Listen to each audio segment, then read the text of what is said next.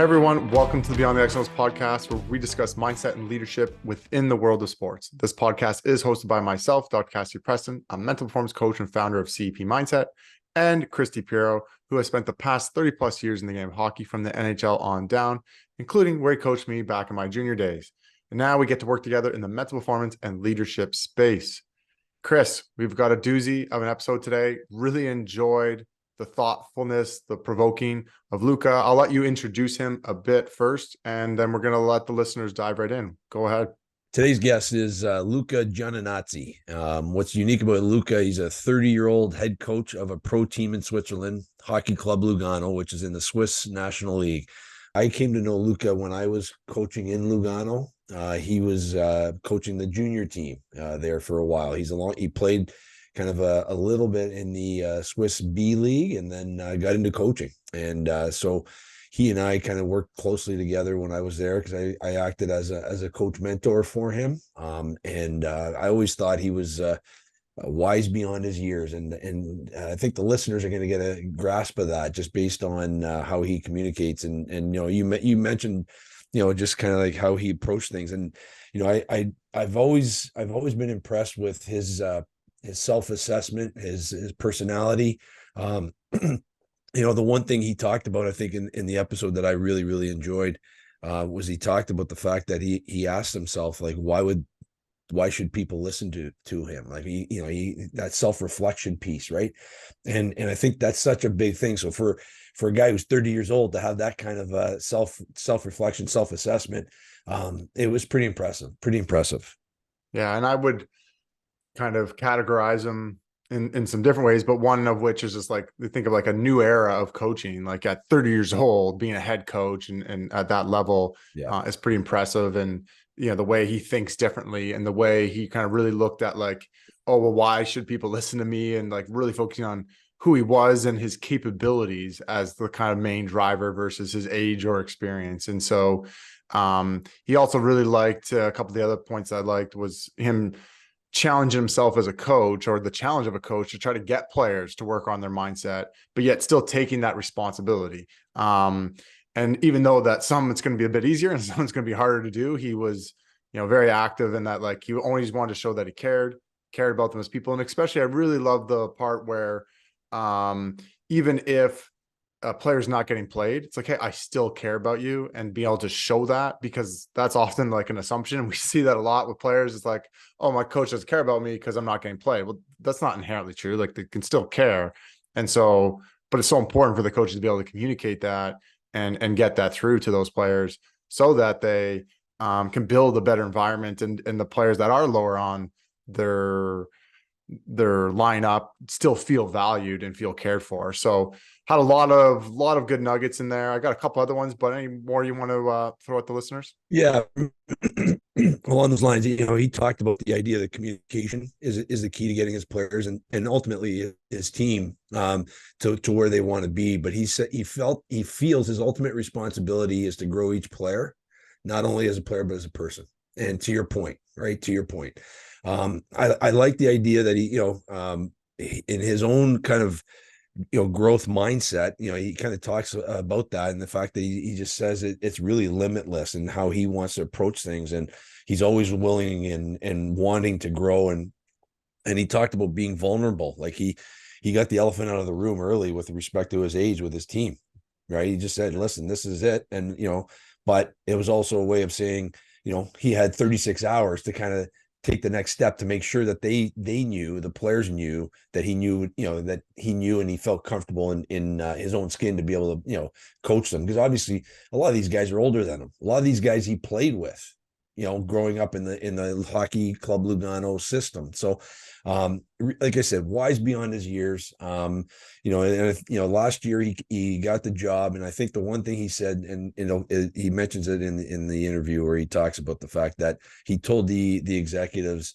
if you want someone here just to win games, then I'm not your guy.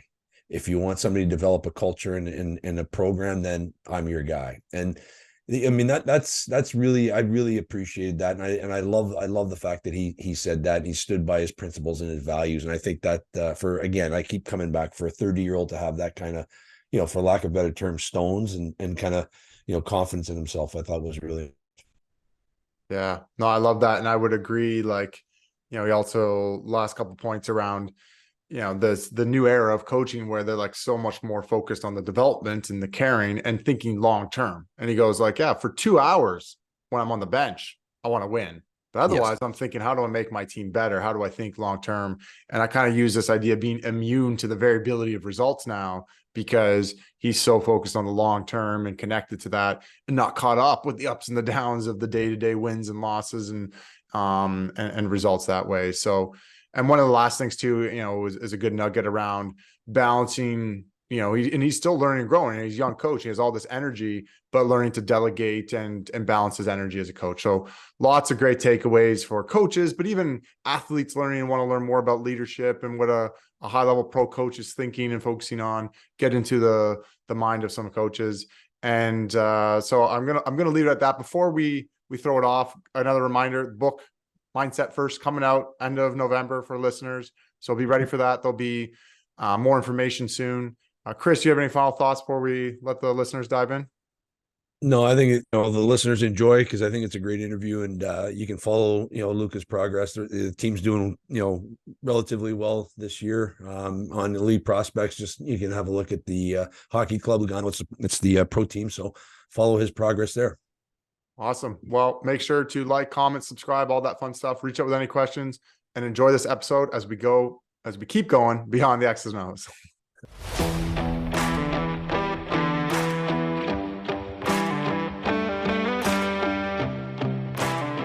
Well, Luca, thank you very much for joining Cass and I on the Beyond the X's and O's podcast. You're the first international coach that we've had on, and I think you and I can kind of go back to 2018, 2019 hockey season when I was coming over to Lugano, and you and I worked together and did some had a season kind of planning together, and I just thought you were a fantastic young coach, and here you are now, ascending to the coach of the pro team in Lugano with Hockey Club Lugano. So you've done some great things, and so we are very honored to have you on as a guest to be on the X's and O's. And for the listeners, so we have a lot of coaches, we have a lot of athletes that listen here. Luca, can you talk about a little bit about your journey as a player and then as a coach in terms of that journey and that growth? First of all, Chris and Cassidy, thank you guys a lot for the invitation. I'm really honored to be like the first international guest.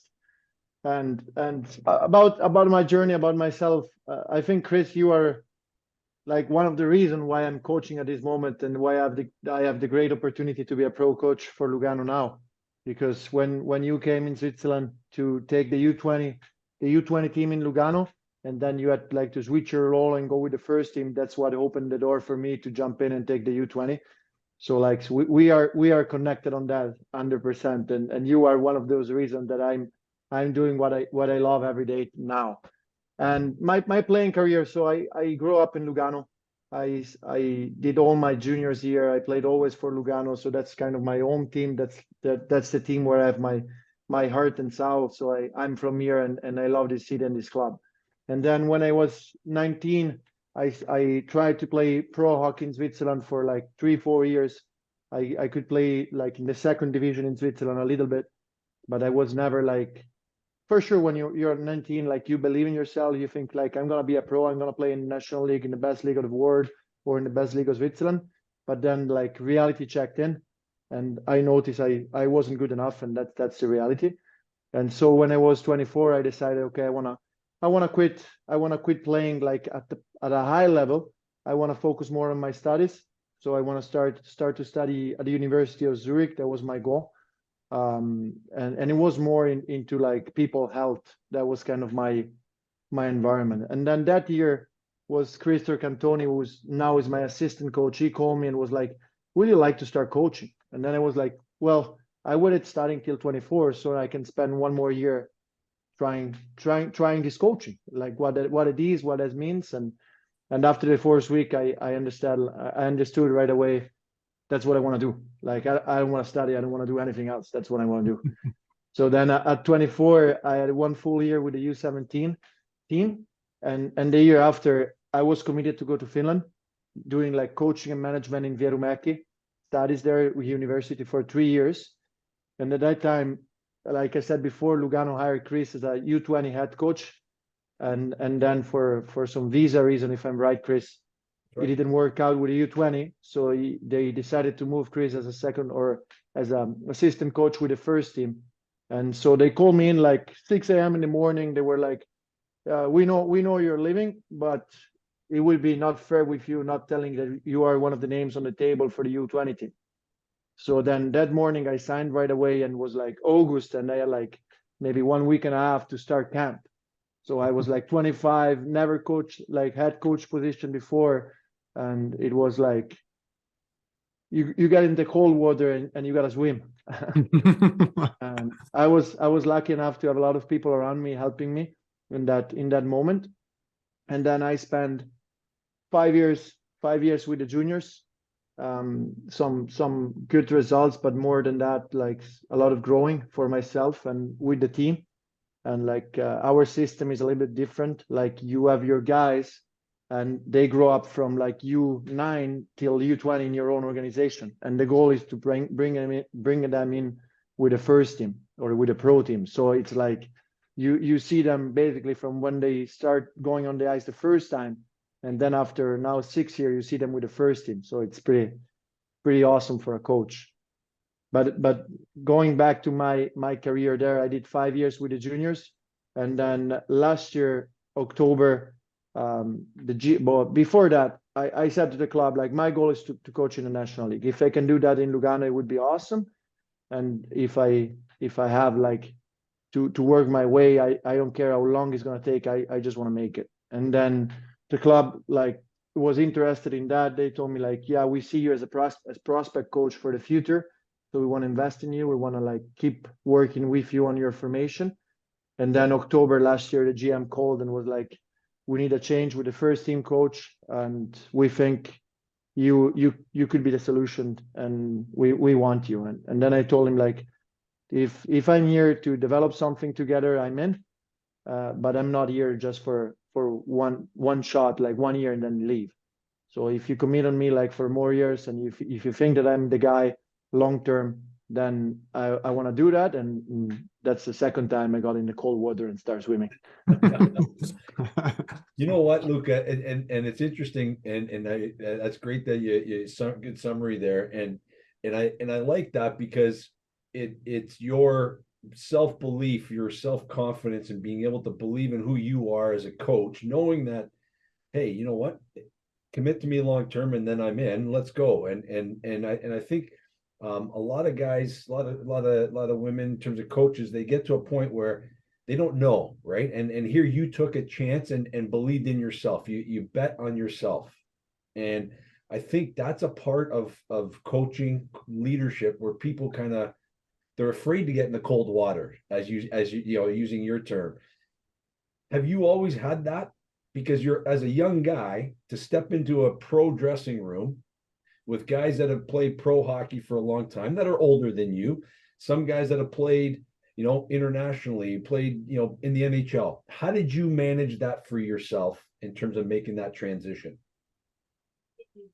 Yeah, I think that's a really good question. That's like everybody asks me kind of this, because like you get in the room. I was 29 last year in October when I first step in the room, and I watch around. You have Brad Connolly, Stanley Cup champion. You have Marcus Grandon, he won the Olympics, and everybody's like, why should they listen to you? But basically, that's the right question, because I'm asking myself also like, why should they listen to me? and on the first day, there is not an answer. Like when I jump in the first day in the restroom, there is no reason why they should listen to me, and I know that, and I'm fine with it. Like I don't see anything wrong with it. It's normal, but they don't care about. Maybe they care about my CV for the first 36 hours. They are like, who is this guy? Like, he's 29. Why is he coaching? Why is he here? And I think that's a normal thinking process for a player. Like, they want to know they have the best coaching staff possible for them to be better and to improve and to have success. So it's up to me after that first 36 hour where normally everybody's doubting me, to show them that I have the capability to be in that position, and then I'm not there like as a, I would say, as a bet, but like then once they understand that you care about them, that you care about the team and that you can help them, then I think the buy-in is there, and then everything gets easier. And now there is not at all that like feeling that I'm not on the right spot, and I don't feel that from the guys either. For sure, at the start they challenge you, but I think that's a great part. I love when guys and players challenge me, because then I need to get uncomfortable, and I need to be better.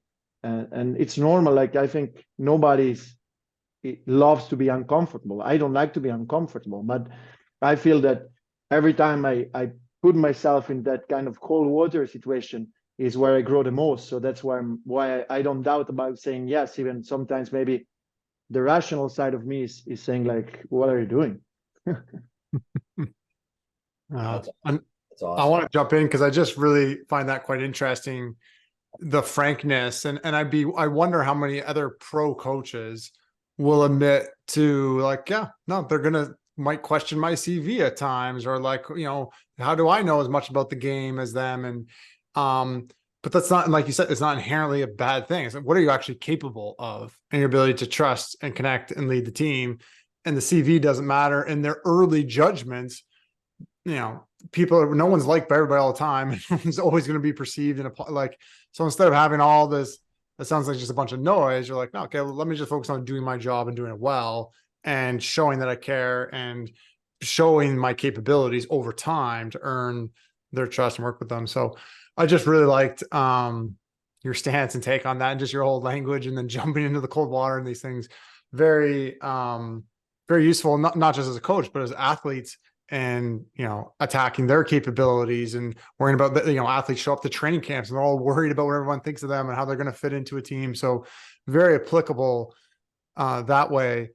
From and maybe just a question out of that is like, how important has your mindset been in your looking at coaching athletes, and as a former athlete yourself, and the importance of your players, but even just for yourself as a coach, and your progression? I know we talked a bit off air in advance here, that always thinking of different ways to work on your thinking as an important kind of narrative. It sounds like as a big part of who you are, what you're about. What from a high level, why is it so important? What is important about your mindset, the way of thinking from an athlete's perspective, but also yourself as a coach? Yeah, like for me, like the mindset is the one thing I can, like, I don't see a limit on the growth. Like I can grow my mindset as much as I try to. And so I think the most I try to challenge myself and challenge the way I think is the more I'm gonna be a better coach. And at the end of the day, I think that's also gonna make me a better person, which is gonna lead to be a better coach too. And so that I'm always interested like in self-development on a mindset perspective, but also like on a health perspective, on a physical perspective, and everything. I think if I can grow as a person, it's going to be better for my players. It's going to be better for my wife. It's going to be better for everybody around me, and it's going to be better for me too. So that's for me the most interesting thing for the human being. And then the challenging part of being a coach is that you have to try also to make people buy into their mindset. So try to help them like move your mindset on, and not have like a fixed mindset, but like having a growth mindset. And that's sometimes the most challenging thing, I feel. But at the same time, for me, like the most interesting thing, because moving your own mindset is my own responsibility, but moving someone else's mindset is more, I would say, I don't like the word difficult, but it's different. It's something else, and it's what I'm really interested into. Yeah, I'm going to jump in one more time, Chris. Got the gun on you there. What I'll say to that, and I love that, it's, everyone's own individual responsibility to work on their mindset, and all of that, like, and how, like the endlessness and the importance and the impact. But then I really want to prime into like, well, how do you influence others to take ownership and to work on it and help them do so, which is, what me and Chris, we get to do a lot of. But often when an athlete comes to us, like, no, I want help to do it. Whereas as a hockey coach, you might not always have that, where they're like, and then sometimes even when we get work with teams, it's like, hey, some of the players on the team are like, yeah, coach me on my mindset. And some are like, like a little more are hesitant, resistant. So I kind of want to get at, what have been some of the approaches and the ways to help others take ownership. And one of the things that I'll preface too, I've even had like sometimes somebody will come in and they're not taking full ownership.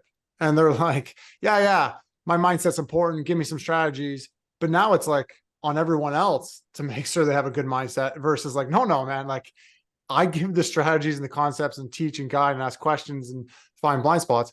You take ownership. You're the one out on the field of play. You're the one out. This was a tennis player at the time recently, or on the ice or whatever sport it is. You're the one playing. It's your mindset. You take ownership. So what kind of approaches or ways did you found helpful to coaching and leading others to help them take ownership and work on their mind? I think for me, the number one thing is like everybody in the coaching business is talking about open door policy, and that's something really common right now. But I think on that, it's easy to say, it's not so easy to be like really open every day. And what I mean by that, that's something I like to tell my players and the young players now in the team, for example, because I have 25 guys or even more right now. I can play only 22. So I have some guys that I'm gonna not put in the best spot possible for them to grow. And that's the reality, and that's also my job, and I have the responsibility toward the club and the organization to make those decisions. But what I say to the guys is like, if I believe in you, if I want you in my team, is because I'm gonna like you even the day I'm not gonna play you. And that's to me like really important. And once they understand like that my door is not a judging door, then I think it's a lot easier, because it's easy to say like you can come and talk about whatever you want. Then a guy comes in and he talks about, I don't know, he has problem in his own private life about that he goes party too much, or now it's a bad example, but whatever. And you as a coach, the first thing is like you judge him and you say, okay, that's your problem, fine, you don't play for my team anymore. Then I'm not really an open door coach, because now I'm judging what you're telling me. So the next time you're not going to tell me the truth anymore, because you're not going to trust me anymore. So I think it's just important for me to listen to the players and make them feel that I'm really there to help them, even the days that I'm going to be tough on them and the days that I'm not going to play them. Because at the end, I'm responsible to grow every single guy in the room, and that's how I feel. But at the same time, I'm also responsible for the club success and for the club like games. So that's what also the other side and the guys, they have to understand, like, I'm here to help you, but you don't have a free ticket to play just because I'm kind of nice. And my goal is not to be nice. My goal is to like try to help you have the best career that you want, and try to help you also be a good person for the organization. I like that, Luca, and what I think I'd like to drill down on is, you said in terms of your responsibilities to grow and develop all the players. Out there are a lot of coaches that will only spend time and work with all the players that can only help them succeed. How hard is that, given that hockey, especially at the pro level that you're coaching, is a wins and losses business? How hard is that to balance? I got to grow and develop all the players, and then, I also have to make sure that I'm putting wins on the board, and putting players out there to help the team succeed on the ice in a particular game or set of games. Yeah, I think that's really interesting as a topic for me, and I'm always thinking about that. And the wins for me, I'm saying something that is counterintuitive, and like I owe my ownership is not going to hear that.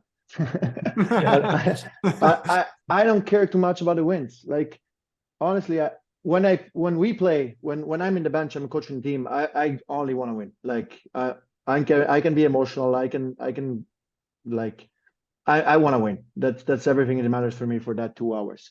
But other than that, on the outside, like how I take the working process, how we work every day, it's always like on the process, on how can we be a better team. And then I think if I have right now, we are starting the preseason here in Switzerland, and I have like 25 guys. If by the end of the year I have 25 guys that are each of them is better, like my team is going to be strong. And I think when you work on team system, there's gonna be a roof. There is gonna be one moment when everybody understands the system, everybody plays the system, and then my job is kind of to make sure that I have a better team by the end of the year, but not by trading players or changing guys, just by working with them and developing them. And also those guys that maybe they don't have a top ice time or top role in the team to start the season, because then everybody knows you got 3 injuries in the team and now everybody's in. And that's how I see it. It's like, even if I would have a like 1-day contract in Lugano, I would still look at the long picture, at the big picture. And I would still look like into more years, because I think that's the only way for me to survive, not also as a coach, but also like I see a perspective. Like I see what I'm working for. I'm working for something who is developing consistently forward. And it's not like one and done. Like you play that game, you're a good coach, you're a bad coach. I think it's more like, and that's what I said to the organization when they hired me last year. I said, if you want to hire me to win games right away, you're crazy, guys. Like, don't do that. Like, there are way better coaches out there than me. They have more experience. They won more games than me. But if you want to try to do something maybe a little bit differently and try to develop the team without, I would say, like putting the results on the first spot, but more putting the way HC Lugano work as an organization in the first spot, I think I can be the guy and I can help you. So that's how I see that. I love that. And Cass, I'll let you jump in. And I only got a comment to that. I don't have another question. What I like about that, Luca, and Cassidy and I talk about this a lot. What you just discussed right there is all about culture building and building an environment for long-term success. And I think that value, you will have a better team over time based on that consistency of doing that. And I think that's I commend you for it, and I think that's fantastic that's your process and the way you want to go about things. So yeah, it's not a question, it's more of a comment. So yeah, good for you. Yeah, if I can add something on that, I think that's the results are going to be a consequence. Like if we do a daily work, a good daily work, then I think at the end of the day it's going to pay off, and we're also going to have results into the long term. But I think that the thing that I really believe into, it's like it's not going to be like you win 2 games or you win a championship and then you sink again. I think you can build something over time if you look more on the way you're working, the process, and like you said, the culture that you build within not only the team but also the organization. Then I think it's going to last for way longer time. Yeah. And so I want to jump in because I think a good way to look at this, and I really liked how you said that. It reminds me of back when I was coaching minor hockey in a weird way of like trying to focus on, which is not even easy in this crazy Toronto area market, trying to focus on long-term development versus short-term wins, and which leads to long-term results. But the question or way I'll build up to this question is to think about like one of the hardest things to do in life in any high performance setting is to think of the bigger picture, the long term, the mindset. Who do you want to be and what's the experience in the long term journey versus the short day to day?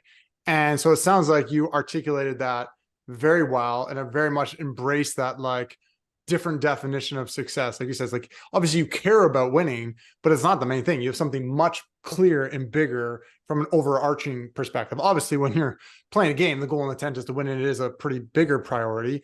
But I think that's impressive in and of itself. And then with that leads into this idea of becoming immune to the variability of results. And the premise of that means most athletes and coaches become not immune to the variability. They have yo-yos and the emotion, the toll, and their day-to-day strategies and tactics. And who do they spend time to and care about and coach is about short-term results when things are up and down and the emotional roller coaster that they do and the confidence and the challenge of that. So again, having that big picture, I think helps you become more immune to it. And that leads back to the thing I really like that you also said was, I'm going to like you even if I'm not playing you. And I think that's just saying that, and probably I'd be curious how often you say it and maybe dive a little deeper into it. That tells me about the big picture and you're seeing something longer term than just short term. And that tells me something that when you say that to players, what's the most common thing a player will think and feel? Well, when the coach doesn't play me, they don't like me and don't care about me, which is not true. So like, right. And so just stating that and reinforcing that, I think, is so important. So I'm sure there's lots of different tangents out of that, but I'm definitely curious to keep priming a bit more into dealing with that. Like, hey, I still like you and care about you and want to develop you, even when I'm not playing you. And that's often, I think, a hard part for coaches to articulate, B, model, and see that, like, not get sucked into the day to day. So anything you want to elaborate off on that point? Yeah, because I think that's a really important part for me of the team, because it's like it's easy to get along with the guys that has the power play time and they score the goals and they are happy with their role in the team. It's like you maybe have like discussion with them about how you play and sometimes the effort or whatever, but it's kind of easy to get along and to kind of make them happy. But I think like those guys, like younger guys that maybe they're going to play last game, sometimes going to be a healthy scratch. And I think if you want them in your organization, if I want them in my team, there is a reason. And even now the pro level, even more, because like you can choose every guy you want in your team as an organization. So if us as an organization, we decide we want this guy, then that's my responsibility to grow the guy. And if I don't make it, and if the guy is never gonna make my team, then for me it's disappointment. Like I lose, I would say, like I lose the bet that I make on the guy. And so that's the way I see it. And I want every guy in my team to succeed, and it can be with us or it can be with another team in a couple of years. But that's how I see it. And when you say, like, when I say to the guys, even the day I'm not going to play you, I'm going to like you anyways.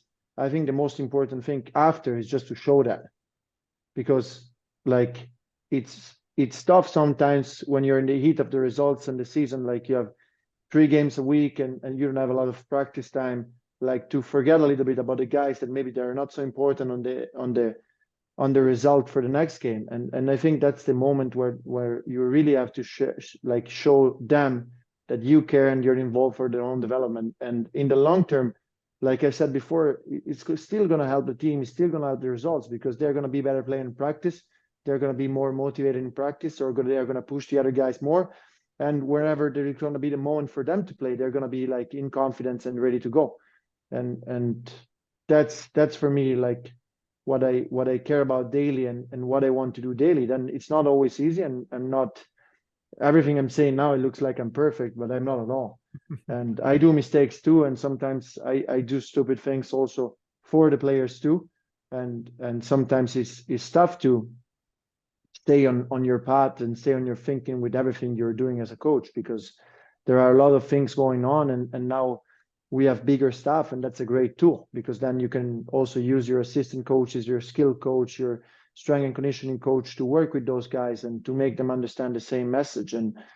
And so I think it's like a daily work, and for me it's a daily process about them, about the players, about the younger players, and about myself. How can I be a better coach also with them? Yeah, I it's amazing too. And I think part of that, Luca, is, and I think the stuff you're talking about, like, it's hard to, like, I think it's hard to think that you're only 30 years old. You've got this, you're wise beyond your years in terms of how you approach things. And I think that's fantastic.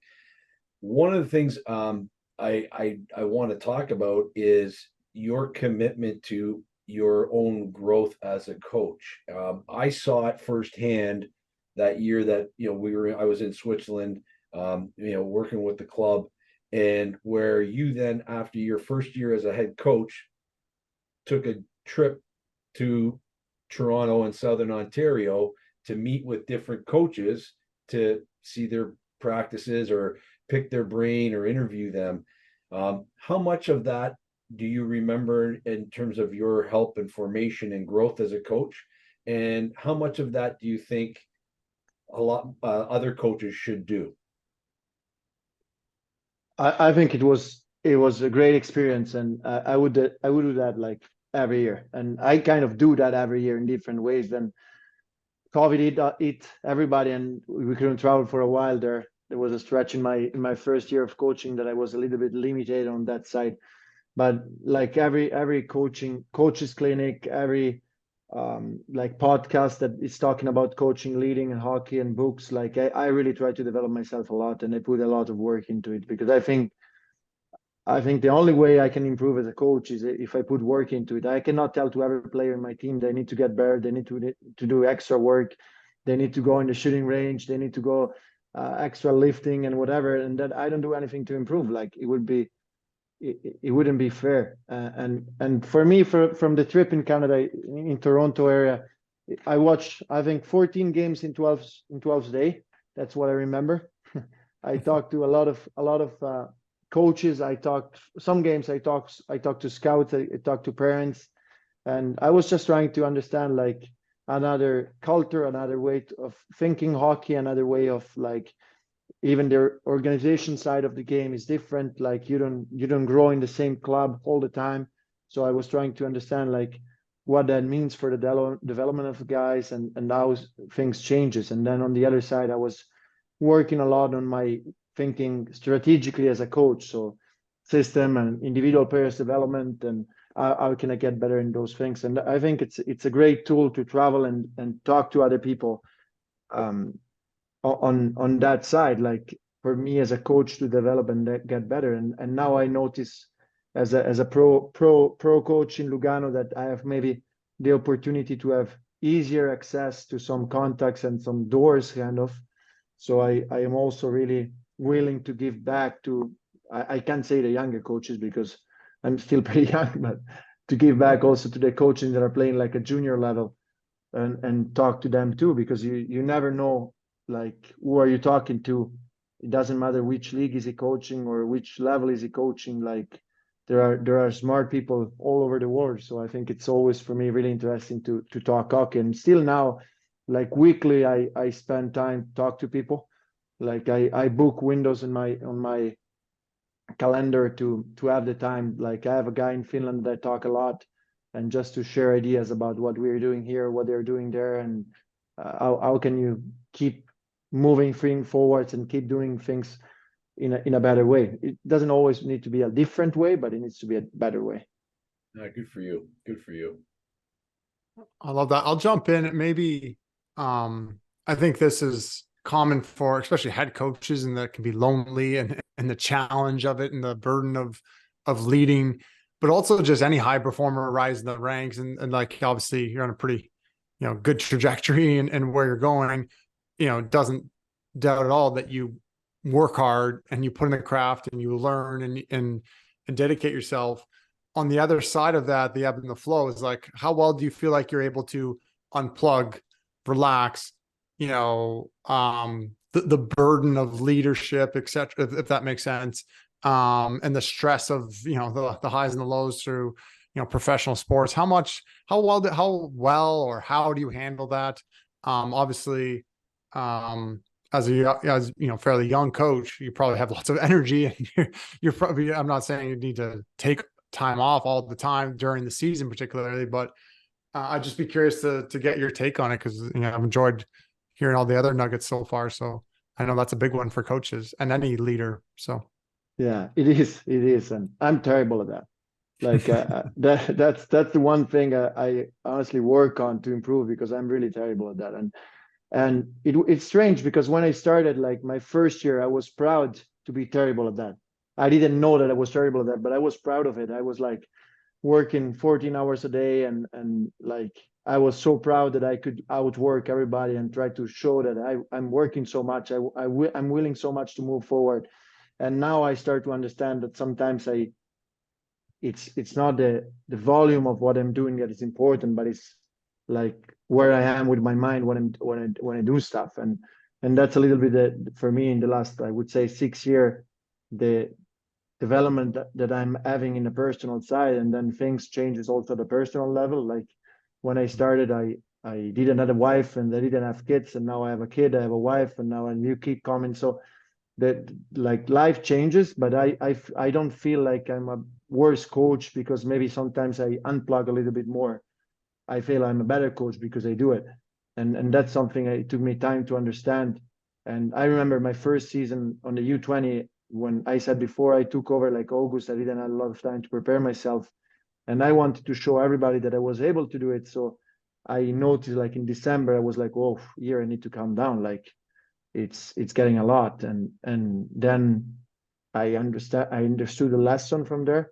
And then year after year, I'm trying to develop myself also on that side. And sometimes I feel like in hockey, we are in this environment where hard working is a culture.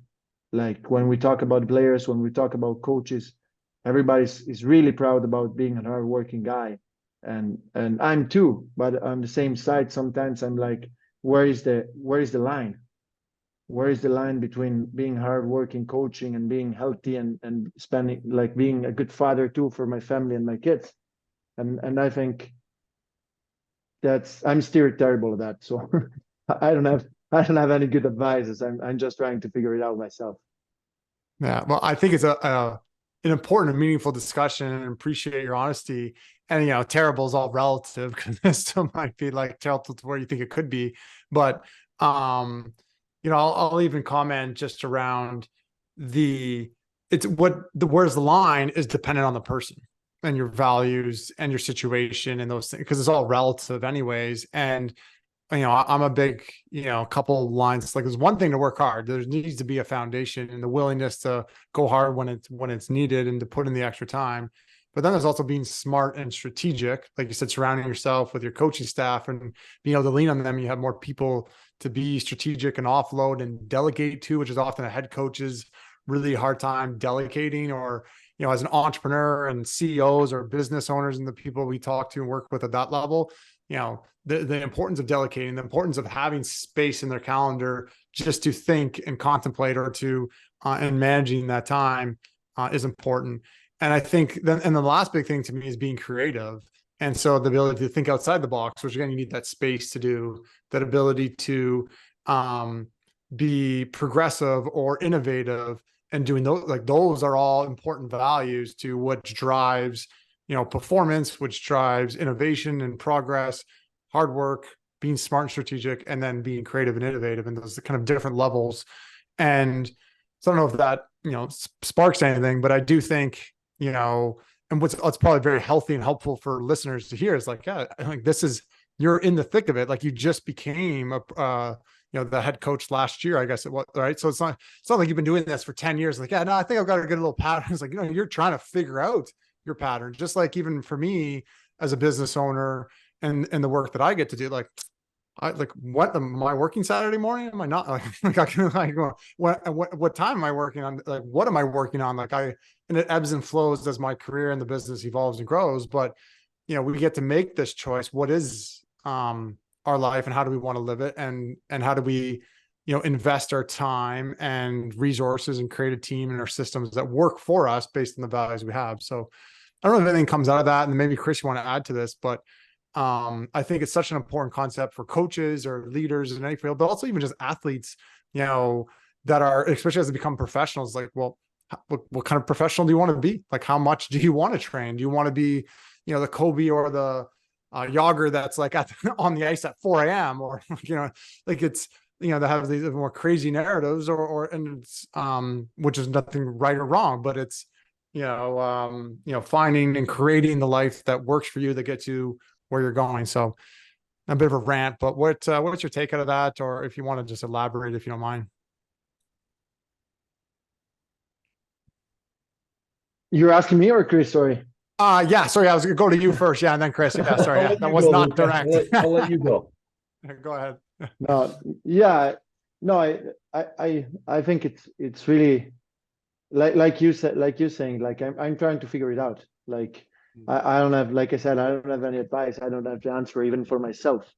And it's every year I do something a little bit different. And like you said, like also that, like investing time also for the players, like doing extra. And I'm also encouraging, like telling guys to do it. It's not that I'm saying like, just take it easy and just come to practice and don't invest too much in your career.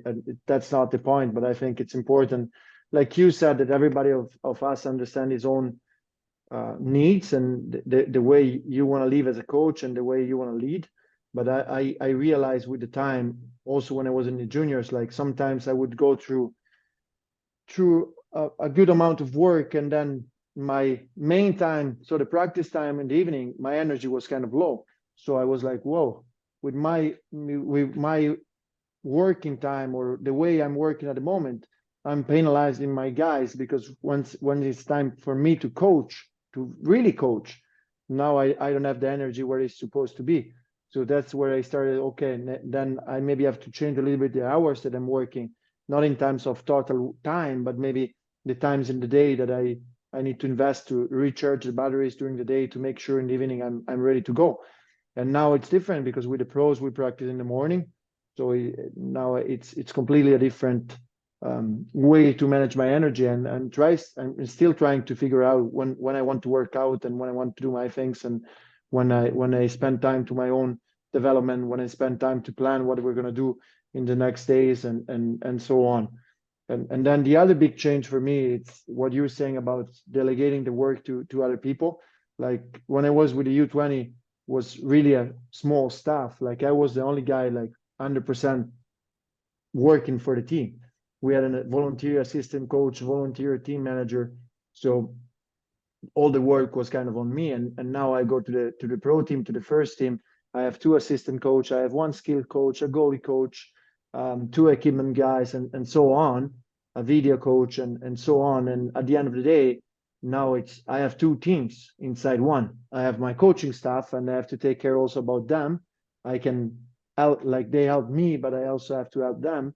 And then I have the players, and so it's a big change for me as a coach, but it's also an exciting experience to learn how to delegate. And on the start, that was really tough. Like I wasn't even close to be a good coach to work with.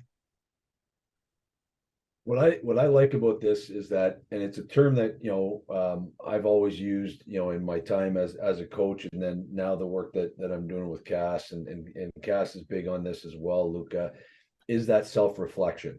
So it's you are obviously, when you talk about managing your energy, the little example you provide in terms of working hard all day, but then at night when you're coaching the juniors, you didn't have the energy, so it was a disservice to those athletes.